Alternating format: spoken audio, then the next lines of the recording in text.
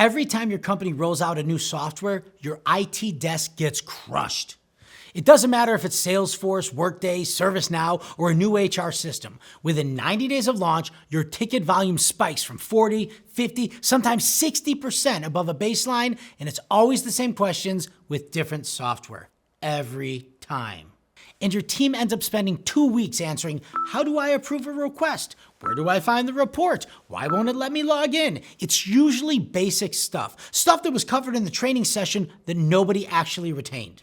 This spike in IT tickets is predictable, and that means it's preventable. This is not the software's problem. The software is fine. It's the gap between where employees get stuck and where the answer lives. Here's the typical rollout training approach. You book a 1-hour Zoom session, 100 people join, they see a demo, they take notes if you're lucky, and then 2 weeks later, when they're actually in the system trying to approve a workflow for the first time, they remember nothing.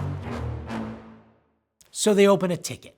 The training happened too early. It wasn't in context, and it wasn't there when they needed it.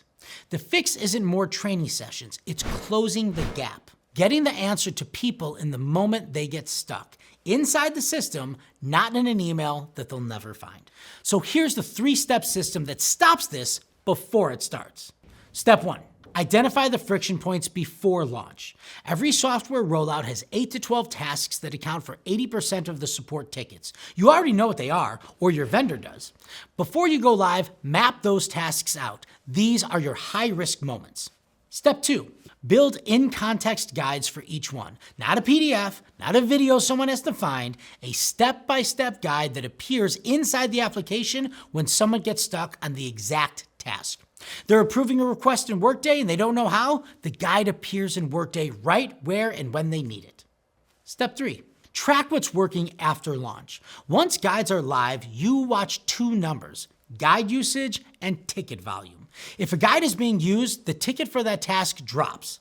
If tickets are still coming in on a task, your guide isn't working and you fix it. You're not guessing, you're iterating based on real data, and that's the system. Identify the friction, get guidance in context, and close the gaps with data.